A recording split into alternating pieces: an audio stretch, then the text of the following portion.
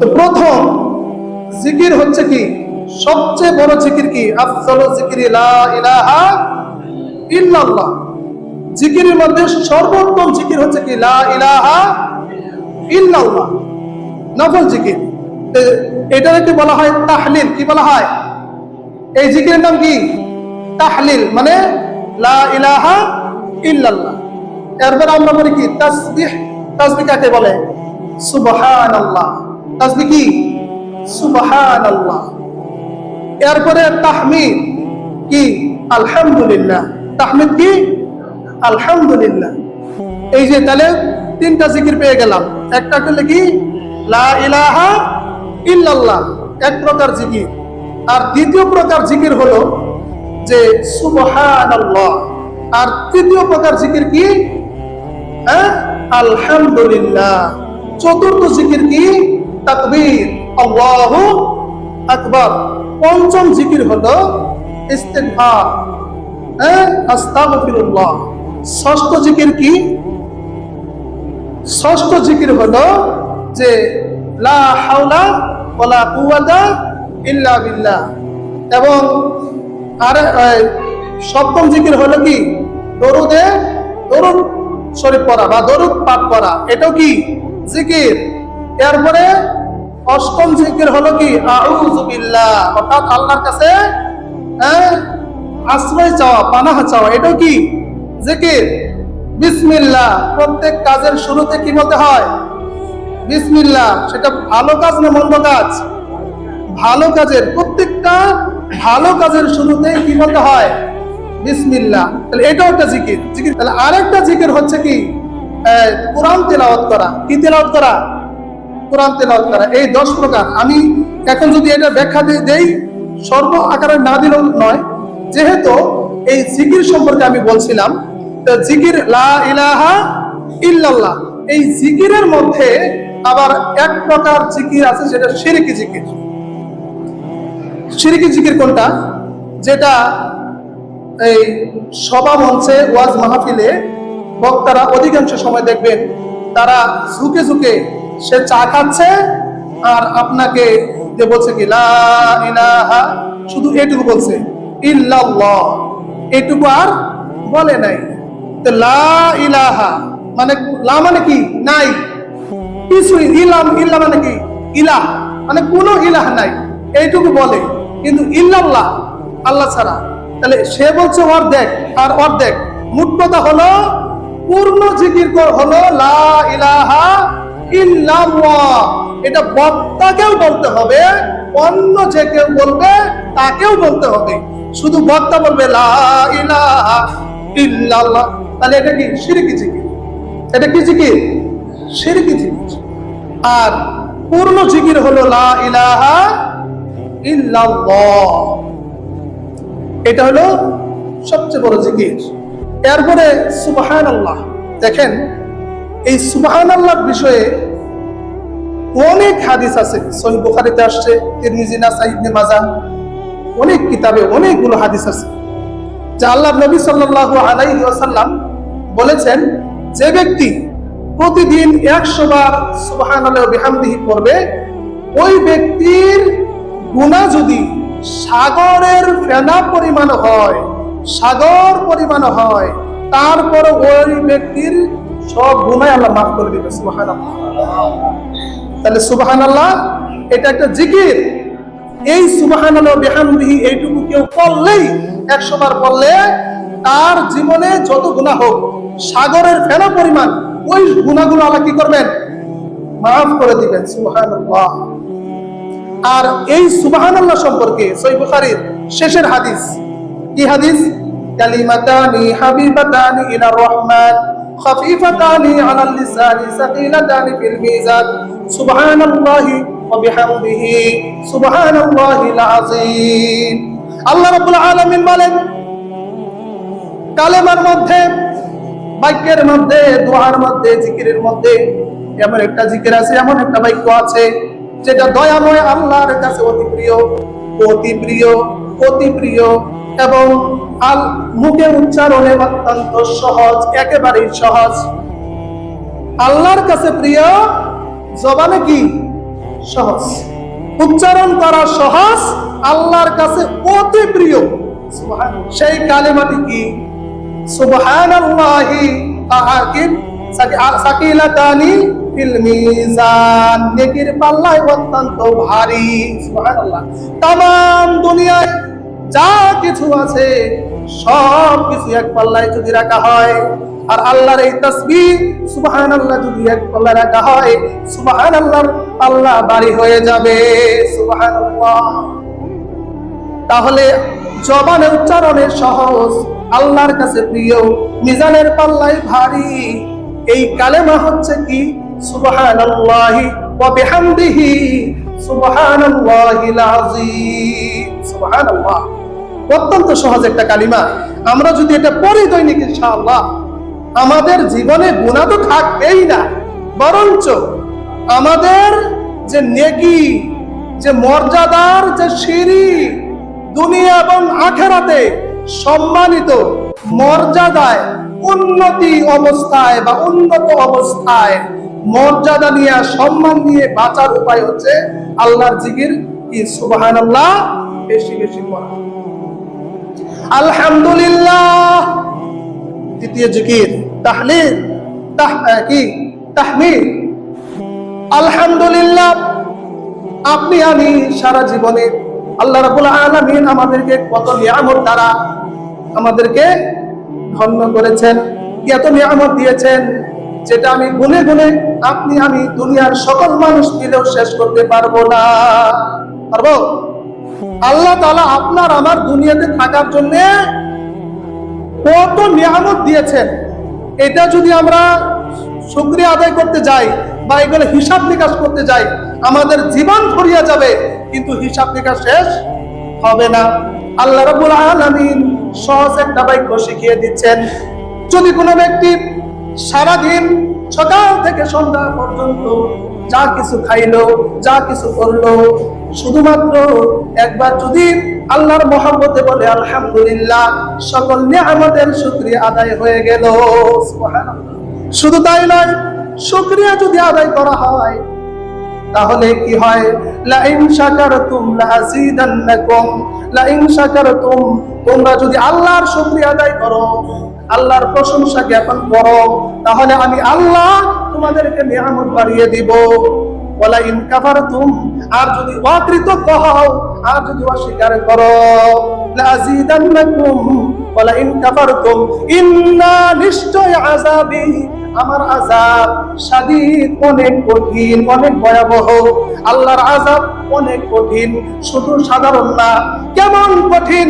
সাধারণ একটা দৃষ্টান্ত যদি দেই, একটা মানুষ জন্ম থেকে মৃত্যু পর্যন্ত সুখ শান্তি সমৃদ্ধিতেই ছিল। সুখ আর শান্তি, শান্তি আর শান্তি। অভাব কি জিনিস, অশান্তি কি জিনিস, সে জীবনে কোনোদিন কল্পনা করে নাই। কিন্তু ওই ব্যক্তির জীবনে আল্লাহর কোন হুকুম তার জীবনে ছিল না, জারি ছিল না, তার কোনো আমল ছিল না। ওই জন্য আমল না থাকার কারণে, আল্লাহর হুকুম না পালন করার কারণে ওই ব্যক্তির ঠিকানা হবে জাহান্নাম। ওই ব্যক্তিকে জাহান্নামে দেওয়ার আগে আল্লাহ রাব্বুল আলামিন সর্বপ্রথম তাকে জাহান্নামটা শুধু একবার দেখিয়ে দিবেন। একবার জাহান্নাম শুধু দেখাবেন, দূর থেকে দেখাবেন। দূর থেকে দেখানোর পরে ওই ব্যক্তিকে বলা হবে, ওগো আল্লাহর বান্দা, দুনিয়ার জীবনে তুমি বহু সুখ শান্তিতে ছিলে, বহু সুখ শান্তি ভোগ করেছো। ওই ব্যক্তি 3 বার আল্লাহর নামে শপথ করবে, আল্লাহি আল্লাহি আল্লাহি, আল্লাহর কসম, আল্লাহর কসম, আল্লাহর শপথ করে বলছি, আমার জীবনে সুখ শান্তি ভোগ করা তো দূরের কথা, জীবনে কোনোদিন সুখ শান্তি নামক বস্তুই কোনোদিন দেখি নাই। নাউযুবিল্লাহ। পক্ষান্তরে অন্য আরেক ব্যক্তি, যেই ব্যক্তির জীবনে আল্লাহর হুকুম জারি ছিল, আল্লাহকে স্মরণ করেছে, আল্লাহর হুকুম পালন করেছে, কিন্তু দুনিয়ার জীবনে বড় অশান্তিতে ছিল, কষ্টে ছিল। অভাব তাকে কোনোদিন ছাড়ে নাই, অভাব তাকে কোনোদিন ছেড়ে যায় নাই, সব সময় তার অভাব লেগেই থাকতো। ওই ব্যক্তিকে জান্নাতে দেওয়ার আগে শুধুমাত্র একবার জান্নাতের অবস্থান দূর থেকে দেখিয়ে দেওয়া হবে, এটাই তোমার অবস্থান। একটু পরেই তুমি এখানের চির বসবাসকারী হয়ে যাবে। ওই ব্যক্তিকে বলা হবে, ওগো আল্লাহর বান্দা, দুনিয়ার জীবনে তুমি বহু কষ্ট করেছো, সুখ শান্তি জীবনে ভোগ করতে পারো নাই, অনাহারে ছিলে, কষ্ট ছিলে, খাদ্য ছিল না, বাসস্থান ছিল না, সমাজে তোমার উল্লেখ করার মতো কিছুই ছিল না, সমাজের মানুষ তোমাকে দাম দেয় নাই, তোমাকে উল্লেখ করে নাই, তোমাকে মানুষ হিসাবে স্বীকৃতি পর্যন্ত দেয় নাই। এত কষ্টে দুনিয়াতে তুমি চলেছো, দুনিয়াতে তুমি থেকেছো। ওই ব্যক্তিও আল্লাহর নামে 3 বার শপথ করে বলবে, রব্বুল আলামিন, তোমার শপথ করে বলছি, আমার জীবনে জন্ম থেকে মৃত্যু পর্যন্ত আমার জীবনে অশান্তি ভোগ করা তো দূরের কথা, অশান্তি, কষ্ট, যন্ত্রণা, তিরস্কার এগুলো জীবনে কোনোদিন আমি দেখি নাই। সুবহানাল্লাহ।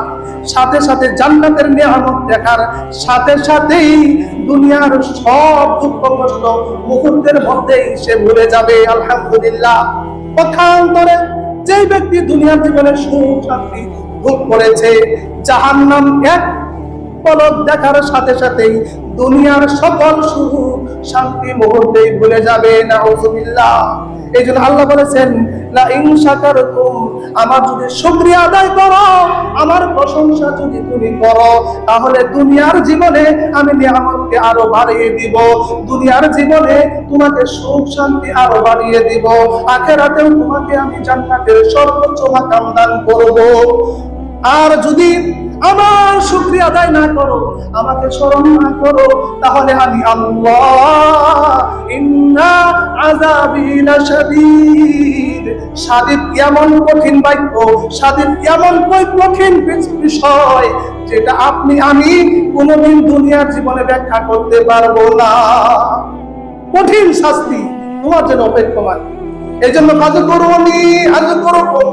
আমাকে স্মরণ করো, আমি আল্লাহ তোমাকে স্মরণ করব। কখন, কোথায়, কোন অবস্থায় স্মরণ করব? সূরা আল আহজাব 41-42 নম্বর আয়াত আল্লাহ বলেন, ইয়া আইয়ুহাল্লাযীনা আমানু যকুরুল্লাহা যিকরান কাসীরা ওয়াসাব্বিহুহু বুকরাতাও ওয়া আসীলা। হে ঈমানদারগণ, যারা আল্লাহর প্রতি ঈমান এনেছো, তারা আল্লাহকে স্মরণ করো, সকাল ও সন্ধ্যায় বেশি বেশি করে আল্লাহকে স্মরণ করো, আল্লাহর নাম জিকির করো। তুমি যা পারো, যা কিছু করতে পারো, যেটা তোমার সহজ হয়, ওই বিষয়টা নিয়ে আল্লাহকে তুমি বেশি বেশি স্মরণ করতে থাকো। ওয়াসাব্বিহুহু বুকরাতাও ওয়া আসীলা, ওয়াসাব্বিহুহু, তাসবিহ তাহলিল পাঠ করো, বেশি বেশি সুবহানাল্লাহ পড়ো, বেশি বেশি আলহামদুলিল্লাহ বলো, বেশি বেশি ইস্তিগফার করো। কারণ আমরা সকলেই জানি, সূরা ইউনূসের আল্লাহ বলেন, ফাসাব্বিহ বিহামদি রাব্বিকা ওয়াস্তাগফির। এর আগে কি বলেছেন? ইযা জাআ নাসরুল্লাহি ওয়াল ফাত, ইযা জাআ, যখন আসবে, নাসরুল্লাহ, আল্লাহর সাহায্য, ওয়াল ফাত, এবং আসবে বিজয়, আসবে সাহায্য আর আসবে বিজয়। অর্থাৎ যখন মক্কা বিজয় হয়ে গেল, তখন আল্লাহর নবীর উপরে এই পূর্ণ সূরাটা নাযিল হয়ে গেল। এই সূরাটা নাযিল হওয়ার প্রেক্ষাপট এমন, আল্লাহর নবী যখন এই সূরাটা তিলাওয়াত করতে লাগলেন, সমস্ত সাহাবীরা শুনতে লাগলেন মনোযোগ সহকারে, কিন্তু বয়োবৃদ্ধ অভিজ্ঞ একমাত্র আবু বকর, তিনি এই সূরা তিলাওয়াত শুনে কাঁদতে কাঁদতে তার দাড়ি ভিজে গিয়েছিল। কেন ভিজে গিয়েছিল? আবু বকর বুঝতে পেরেছিল, যখন সাহায্য, বিজয় যখন এসে গেছে, নবুয়তের সিলসিলা যখন পূর্ণ হয়ে গেছে, এখন আর আমাদের মাঝে আমাদের নবী মুহাম্মদ সাল্লাল্লাহু আলাইহি সাল্লাম থাকবেন না। অচিরেই আল্লাহর ডাকে সাড়া দিয়ে আমাদেরকে এতিম করে নবী পরপারে পাড়ি দিবে। আবু বকর বুঝেছে, আর কেউ বুঝে নাই। এই জন্য সরাই বছর যখন নাযিল হয়ে গেছে, তখন আল্লাহ বলছেন, যখন বিজয় আসবে, যখন আল্লাহর সাহায্য আসবে, তখন তোমার কাজ হবে, দেখবা কি বলে, কি বলছে, দেখবে তুমি মানুষগুলো দলে দলে ইসলামের ভিতরে প্রবেশ করতেছে।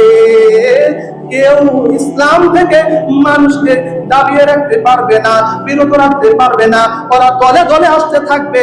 অতএব তাদের ওই সময়ে তুমি বেশি বেশি ফাসাব্বিহ বিহামদি রাব্বিকা ওয়াস্তাগফির, বেশি বেশি তাসবিহ সুবহানাল্লাহ পড়বা, আর বেশি বেশি আলহামদুলিল্লাহ পড়বা, আর বেশি বেশি ইস্তেগফার করবা।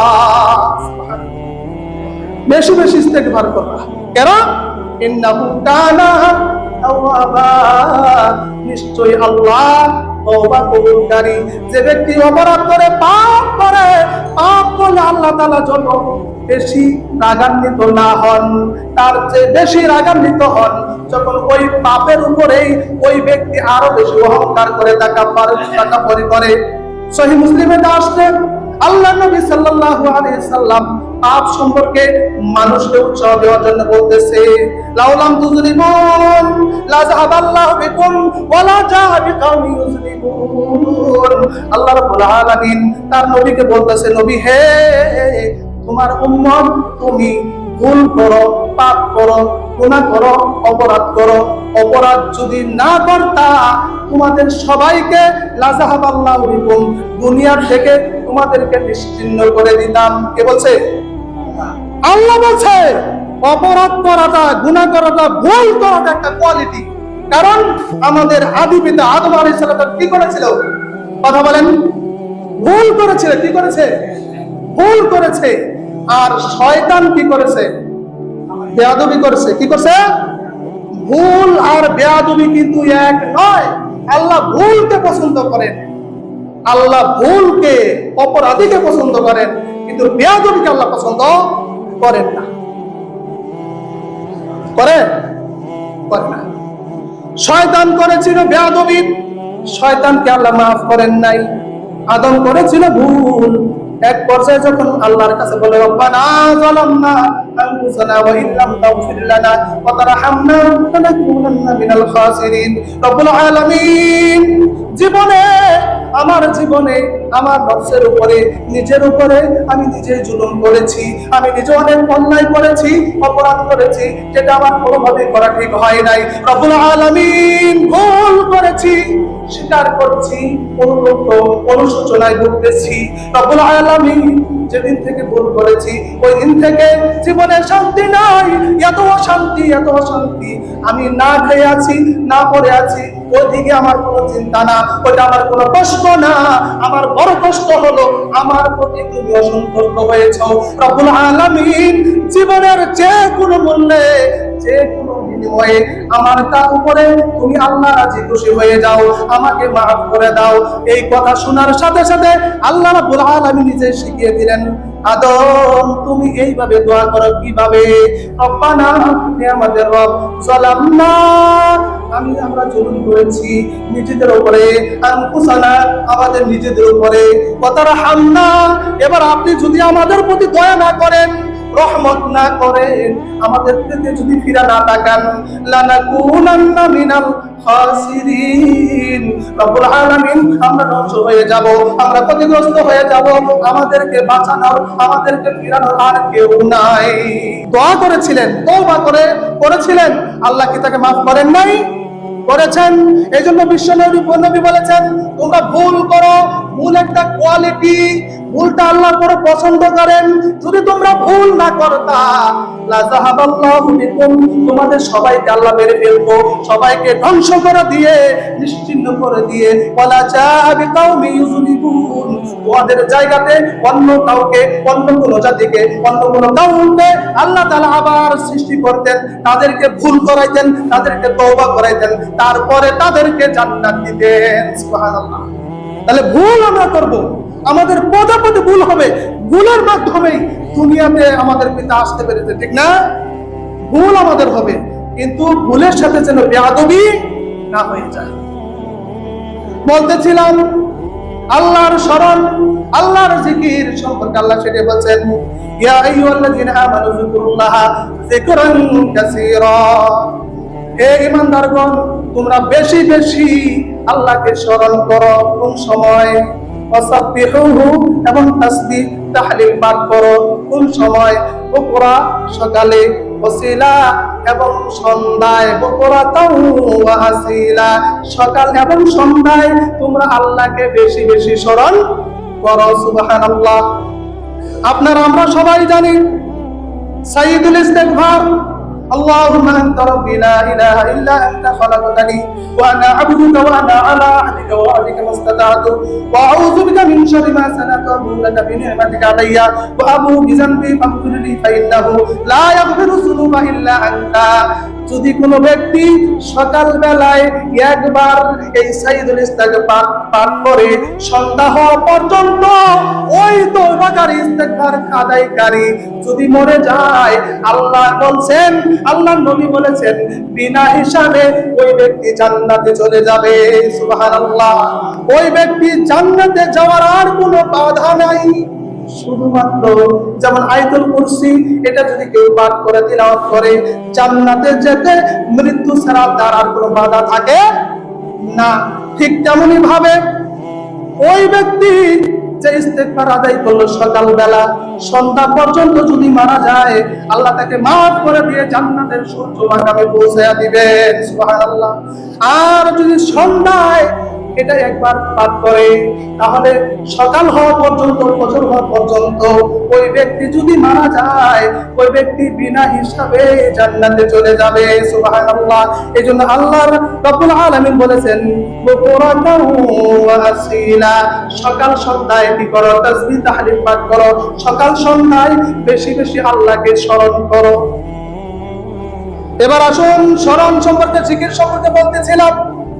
শুধু এটা নয়, আযকুরুনি আযকুরুকুম, আল্লাহ বলছে আমি আল্লাহকে স্মরণ করো।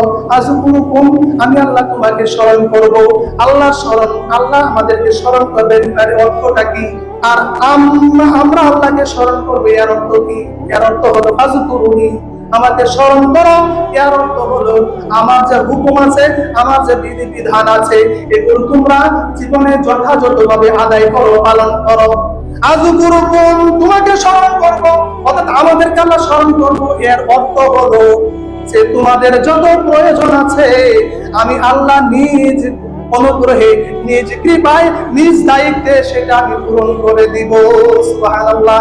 আল্লাহকে যদি আমরা স্মরণ করি, আল্লাহর হুকুম, আল্লাহর বিধি বিধান যদি মেনে চলি, তাহলে আল্লাহ আমাদের জীবনের সকল প্রয়োজনগুলো মিটিয়ে দিবেন। সুবহানাল্লাহ। সকল প্রয়োজন পূরণ করে দিবেন। তার একটা জন্ম দৃষ্টান্ত, আজকে যেমন জুমাবার, এই জুমাবারে একটি ঘটনা আব্দুল আজিজ ফারুসী নামে আল্লাহর এক বান্দা তার জীবনে ঘটে গিয়েছিল। ওই দিনই আল্লাহর ওই বান্দা আল্লাহর কোরআনের সূরা আল বাকারা 152 নম্বর আয়াত বলেছিলেন, আযকুরুনি আযকুরুকুম, আমি আল্লাহকে স্মরণ করো, আমি আল্লাহ তোমাদেরকে স্মরণ করব, তোমাকে স্মরণ করব। ওই ব্যক্তির জুমার দিন 3টা-4টা সমস্যায় পড়ে গেছে। কয়টা সমস্যা? 4টা সমস্যা। প্রথম সমস্যা হলো জুমার আজান হয়ে গেছে মসজিদে। যখন জুমার আজান মসজিদে হয়ে যায়, একজন ইমানদারের কি কাজ? ব্যবসা করা, ক্রয় বিক্রয় করা, জমিতে চাষ করা। কেন? আল্লাহ নিষেধ করেছেন। নিষেধ করেছেন কে? সূরা জুমা। আল্লাহ বলেন, শুনেন, ইয়া আইয়ুহাল্লাযীনা আমানু ইযা নুদিয়া লিস-সালাতি মিন ইয়াউমিল জুমআ ফাসআউ ইলা যিকরিল্লাহি ওয়া যারুল বাই'। আল্লাহ বলেন, হে ঈমানদারগণ, যখন জুমাবার দিন, শুক্রবার যখন জুমার আজান হয়ে যায়, তখন তোমরা ক্রয় বিক্রয়, ব্যবসা বাণিজ্য, কাজ কর্ম সব কিছু ছেড়ে দিয়ে আল্লাহর ঘর মসজিদে চলে যাও জুমার সালাত আদায়ের উদ্দেশ্যে, আল্লাহকে স্মরণ করার উদ্দেশ্যে। যদি তোমরা এটা করো, যালিকুম খায়রুল লাকুম, যালিকুম খায়রুল লাকুম, এটা তোমাদের জন্য উত্তম। ইন কুনতুম তা'লামুন, যদি তোমরা বুঝো। ওয়াজারুল বাই', ব্যবসা বাণিজ্য, ক্রয় বিক্রয়, কাজ কর্ম, যা কিছু আছে সব কিছুর চেয়ে জুমা মসজিদে গিয়ে আল্লাহকে স্মরণ করার উদ্দেশ্যে জুমার সালাত আদায় করাটা তোমাদের জন্য উত্তম, তোমাদের জন্য কল্যাণকর দুনিয়া এবং আখিরাতে। এটা যদি তোমরা বুঝো, ইন কুনতুম লা তা'লামুন, যদি তোমরা বুঝো। ফাইযা কুদিয়াতিস সালাত, অতঃপর যখন জুমার সালাত সমাপ্ত হয়ে যায়, জমাত যখন শেষ হয়ে যায় তখন তোমরা আনতাশিরু ফিল আরদি ওয়াবতাগু মিন ফাদলিল্লাহ, আল্লাহ রিজিকের সম্মানে আল্লাহ যা কিছু তোমাদের ভাগ্যে লিখে রেখেছেন ওটাকে তালাশ করার উদ্দেশ্যে জমিনে, ব্যবসায়, চাকরিতে, বাকরিতে যে যে কর্ম করো নিজ নিজ অবস্থানে তাড়াতাড়ি তোমরা সেখানে চলে যাও, সেখানে গিয়ে আল্লাহকে স্মরণ করো। সুবহানাল্লাহ। তাহলে নামাজ পড়া যেমন জিকির, নামাজ শেষ করে আপনি যে কর্ম করেন ওই কর্মে মনোযোগী হওয়াটাও ঠিক জিকির, ওইটাও খরচ। বুঝতে পারছেন? কোনোটা ছাড়া কোনোটা চলে না। এই জন্য জুমার দিন 4টা সমস্যায় করেছে আল্লাহর বান্দা আব্দুল আজিজ ফারসি। জুমা মসজিদে আজান হয়ে গেছে, আল্লাহর হুকুম হলো যদি ইমানদার হয়ে থাকো, যদি আমি আল্লাহকে বিশ্বাস করেই থাকো তাহলে তাড়াতাড়ি মসজিদে চলে যাও, এটা তোমাদের জন্য কল্যাণকর যদি তোমরা বুঝো। মসজিদে যাইতে হয়, কিন্তু যখন মসজিদে যাবে রওনা হয়ে গেছে, স্ত্রী বলতেছে স্বামী আপনি তো মসজিদে যাচ্ছেন বাধা দেব না, আমি তেমন কিছু বলবো না, আপনি যান, কিন্তু মাথায় রাখেন, আপনি স্মরণে রাখেন যে আমাদের ঘরে কিন্তু আটা চাল ডাল কিছু নাই, দুপুরে যে খাবার খাবেন এরকম কিছু নাই, তবে 1 বস্তা গম যেটা কলে আছে, যেটা আটা করতে পারবেন, সেটা মিলে যে আপনি রাইখে আসছেন ওটা যদি নিয়ে আসেন আটা করে, তাহলে দুপুরের খাবার হবে, নচেত কিন্তু দুপুরের খাবার হবে না। আব্দুল আজিজ ফারসি চিন্তায় পড়ে গেল কি করা যায়। জুমা মসজিদে আজান হয়ে গেছে, আল্লাহ আমাকে ডাকছেন, তার ডাকে সাড়া দিতে হবে, যদি না যাই তাহলে আমি তো নাফরমান হয়ে গেলাম, আমি তো অকৃতজ্ঞ হয়ে গেলাম, কি করি, কি করা যায়। আব্দুল আজিজ ফারসি তার কথা এটা কানে বাজছিল, ফাজকুরুনি, আমি আল্লাহকে স্মরণ করো, আযকুরুকুম, তাহলে আমি আল্লাহ তোমাকে স্মরণ করব। এই স্ত্রীর এই কথাকে উপেক্ষা করে মসজিদে রওনা হয়ে যায়। সমস্যা আরেকটা হয়ে গেল। দ্বিতীয় সমস্যা হলো আব্দুল আজিজ ফারসি সে ছিল একজন কৃষক, সে কৃষি কাজ, সে খেতে ধান লাগিয়েছিল। ধান লাগায় না, সেই সময় পানি দিতে হয়, ওটার কি মৌসুম বলে, বুড়ো নাকি কি মৌসুম, ওটা কোন মৌসুম হয়? খেতে ধান লাগায় না, ধান লাগায় পানি দিত। একটা তো আপনার আল্লাহর পানি, আরেকটা আছে দমকল দিয়া বা বিভিন্ন টিকটিকল বা বিভিন্ন উপায় উপকরণের মাধ্যমে খেতে পানি সেচ দিতে হয়। ওইটার সিজনের নাম কি? স্ক্রিন না? এদিকে তো মনে নাই, আছে নাই? ও আমাদের এখানে আছে, 3 ফসল হয়তো ওইদিকে আছে। আব্দুল আজিজ ফারসি স্ক্রিন ফসল করেছে, খেতে ধান লাগিয়েছে, পানির অভাবে জমিন ফেটে চৌচির হয়ে গেছে। দমকল বাহিনী আসছে, আয়েশা বলতেছে আব্দুল আজিজ ফারসি তুমি তো মসজিদে যাচ্ছ, তোমাকে কি বলতে পারি? মসজিদে যাচ্ছ যাও, কিন্তু তুমি তো জানো তোমার ক্ষেত ফসলি জমি পানির অভাবে ফেটে চৌচির হয়ে গেছে। আজকে আমাদের সময় আছে, তুমি যদি চাও আজকে তোমার খেতে ইচ্ছা মতো পানি দিতে পারো। আজকে যদি তোমার খেতে পানি না দাও, 1 সপ্তাহের মধ্যে আমাদেরকে আর পাবে না। আমরা একটা বিশেষ অনুষ্ঠানে আমরা যোগদান করব, সেখানে আমাদের 7, 8, 10 দিন লাগতে পারে, 10 দিন পরে সেখান থেকে আমরা ফিরবো।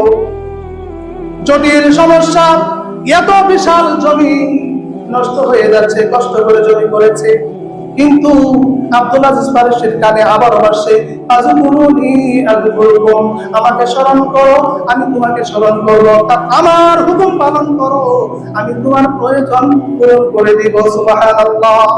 আব্দুল আজিজ ফারসি দ্বিতীয় সমস্যা উপেক্ষা করে মসজিদে যাওয়া করছিলেন, মসজিদেই রওনা হয়ে গেলেন।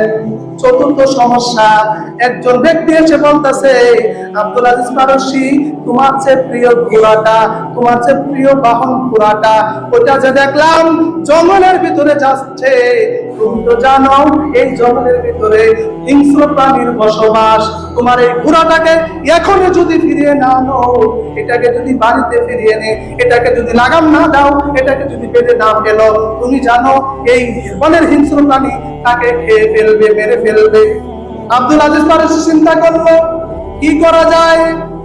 3টা সমস্যা উপেক্ষা করলাম, কিন্তু এটা তো এমন এক প্রাণী যে তেমন কিছু বুঝে না, একে তো অন্য হিংস্র প্রাণী, এখনই খেয়ে ফেলবে, মেরে ফেলবে। কিন্তু আল্লাহর প্রতি অগাধ বিশ্বাস, আল্লাহকে স্মরণ করলেন, আযকুরুনি, আমার হুকুম পালন করো, আযকুরুকুম, আমি তোমার প্রয়োজন পূরণ করে দেব। চারটা সমস্যাকে উপেক্ষা করে সে মসজিদে আল্লাহর স্মরণে চলে গেলেন। আলহামদুলিল্লাহ। মসজিদে গিয়ে জুমার সালাত আদায় করলেন। জুমার সালাত আদায় করার পরে আবার স্বাভাবিক প্রক্রিয়ায় সে বাড়ির দিকে রওনা হচ্ছে। কিন্তু যখন মসজিদ থেকে বের হয়ে গেছে, চারটা সমস্যার কথা তার মাথায় আবার চলে আসছে। সমস্যা তো চারটা, বুঝতে পারছেন? সবকিছু করছে, কিন্তু তারপরে তার মনের ভিতরে ধুকধুক আছে, হায় হায়, করে কি, করে কি, কিভাবে এই চারটা সমস্যা এত করে আমাদের সব শেষ হয়ে গেছে।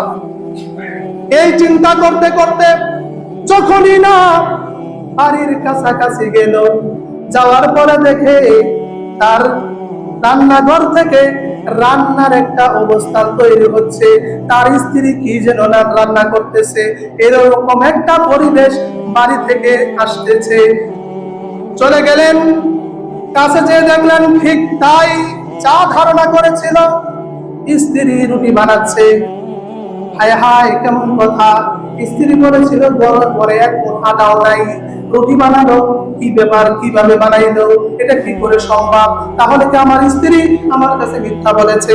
স্ত্রীকে বলল, স্ত্রী, তুমি এমন মানুষ, আল্লাহর ঘর মসজিদে গিয়েছি জুমার সালাত আদায়ের উদ্দেশ্যে, আর তুমি আমার কাছে মিথ্যা কথা বললা, আমার মনটা নষ্ট করে দিলা, আমি কতটুকু কষ্ট পেয়েছি তুমি তো জানো না। স্ত্রী বলল, কি ব্যাপার, কষ্টের কি হলো? তুমি বলেছিলে পরে আটা নাই, তুমি কি করে রুটি বানাচ্ছ?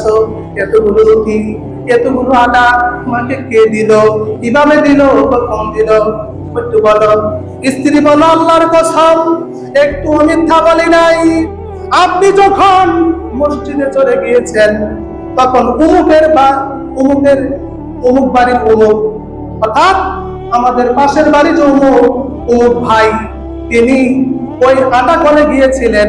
যখনই আমাদের আটার বস্তাটা ভুল ক্রমে আটা হয়ে যায়, তখনই বিদ্যুৎ চলে যায়। বিদ্যুৎ চলে যাওয়ার কারণে ওই আটাটা ভুল ক্রমে সে নিজের মনে করে নিজের বাড়িতে নিয়ে আসছিল, কিন্তু আটার বস্তার গায়ে লেখা আছে আব্দুল আজিজ। ওইটা দেখা অমুক ভাই নিজ দায়িত্বে আমাদের আটার বস্তাটা আমাদের বাড়িতে দিয়ে গেছে এবং বলে গেছে আটা কলের আটা ভাঙানোর সেই টাকা যেন সে পরিশোধ করে দেয়। এইভাবে আটার বস্তা আমাদের বাড়িতে চলে আসছে, আলহামদুলিল্লাহ। দ্বিতীয় সমস্যা হলো, বলেছিল আমার ফসলের অবস্থা কি, হায় হায়, 10 দিন পর্যন্ত দমকল বাহিনী তো আর আমাদের ক্ষেতের আশেপাশে আসবে না বলে গেছে। স্ত্রী বলে, চিন্তা করো না, চিন্তার কোনো কারণ নাই। কারণ হলো, তুমি যখন মসজিদে চলে গিয়েছিলে, তখন দমকল বাহিনী নিজ দায়িত্বে আমাদের খেতে এমন ভাবে পানি দিয়েছে, 1 সপ্তাহ কেন 1 মাস যদি পানি না দেয়, আমাদের ফসলের কোনো ক্ষতি হবে না। সুবহানাল্লাহ। শুধু তাই নয়, বলে গেছে আমরা আসলে যেন আমাদের টাকাগুলো পরিশোধ করে দেয়। হায় হায়, সমস্যা দুটার সমাধান পাইলাম, কিন্তু একটা সমস্যা তো হয়েই গেছে। সেটা কি? পুরাটা যে গেল জঙ্গলের ভিতরে, এতক্ষণে মনে হয় পুরাটা শেষ। স্ত্রী বলে, চিন্তা করতে হবে না। কেন করতে হবে না? তুমি যখন মসজিদে চলে গিয়েছিলে, একটু পরে আমি যখন একজন বলতেছে যে আব্দুল আজিজের স্ত্রী তোমাদের ঘোড়াটাকে বনের ভাগ খাওয়া করতেছে, দৌড়ানি দিচ্ছে, তাড়াতাড়ি তাকে ফেরাও। যখন দেখলাম বন থেকে পিছনে ভাগ আর আমাদের বাড়ির সামনাসামনি আমাদের ঘোড়া আসতেছে, আমি বাড়ির গেটটা খোলা দিলাম, আমার ঘোড়াটা নিরাপদের সাথে বাড়িতে প্রবেশ করলো। গেটটা লাগা দেওয়ার পরে বনের বাঘ বনে চলে গেল। সুবহানাল্লাহ। আব্দুল আজিজ ফারুসি বলেন, আল্লাহর কথা সত্য, আল্লাহ সত্য। আল্লাহ বলেছিলেন, ফাজকুরুনি, আমার হুকুম পালন করো, আমার কথা মানো, আমার বিধি বিধান মেনে চলো। আযকুরুকুম, তোমার যত সমস্যা আছে সব আমি দূর করে দিব। দেখো আমি আল্লাহর একটা হুকুম জুমার সালাত আদায় করেছি, আল্লাহ রাব্বুল আলামিন তিনটা কঠিন সমস্যা সমাধান করেছেন নিজ দায়িত্বে। সুবহানাল্লাহ। আল্লাহকে স্মরণ করার বহু ঘটনা আছে, বহু ঘটনা আছে। সূরা হুদের 6 নম্বর আয়াত যদি বলি, এখানে কঠিন লম্বা ঘটনা, শুধু এতটুকু জেনে নেন যে আল্লাহর নবীর জামানায় হাজরাত গোত্রের কিছু মানুষ ইয়ামিন থেকে মদিনার পথে যখন মদিনার কাছাকাছি গেলেন, তখন এই সাথে থাকা খাদ্য দ্রব্য, স্ত্রী সন্তান অনেকগুলা কাফেলার লোক যাচ্ছিল, খাদ্য সব শেষ হয়ে গেল। তারা চিন্তা করলো আমরা যারা বড়রা আছি আমরা না খেয়ে থাকতে পারবো, কিন্তু আমাদের সাথে যে শুধু শুধু শিশু আছে তারা তো না খেয়ে থাকতে পারবে না, কি করা যায়? তারা একটা পরামর্শে বসলো, বসে একজনকে দূত করে আল্লাহ নবীর কাছে পাঠালো। কিসের জন্য? আল্লাহ নবী যেন তাদের জন্য খাদ্যের একটা ব্যবস্থা করে। যখন ওই দূত আল্লাহর নবীর ঘরের দরজার কাছে গেল, ওই মুহূর্তে আল্লাহর কোরআনের আয়াত সূরা হুদের 6 নম্বর আয়াত আল্লাহর নবীর মুখ থেকে আবৃত্তি হচ্ছিল, আল্লাহর নবীর মুখ থেকে বের হচ্ছিল। আয়াতটা হলো এই, ওয়ামা মিন দাব্বাতিন ফিল আরদি ইল্লা আলাল্লাহি রিজকুহা, পৃথিবীতে এমন কোনো প্রাণী নাই যার রিজিকের ব্যবস্থা আল্লাহ করেন নাই। শুধু রিজিকের ব্যবস্থা কেন, কে কোথায় কি খাবে, কে কোথায় মরে যাবে, কোথায় দাফন কাফন হবে, কুল্লুন ফি কিতাবিন মুবিন, এই কিতাবে প্রত্যেকটা বিষয়ে উল্লেখ করা আছে। কে উল্লেখ করেছেন? আল্লাহ।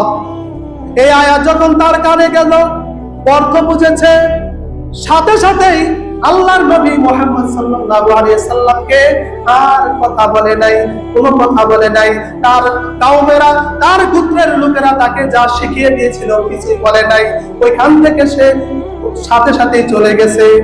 এবার মনে মনে চিন্তা করতেছে যে দুনিয়াতে কত প্রকার প্রাণী আছে, লক্ষ লক্ষ প্রজাতি আছে, সকলের খাবারের ব্যবস্থা যদি আল্লাহ করতে পারে, তাহলে পৃথিবীর মধ্যে শ্রেষ্ঠ জীব, শ্রেষ্ঠ আল্লাহর বান্দা হিসেবে মানুষ হলো আসল মাখলুকাত, সৃষ্টির সেরা জাতি।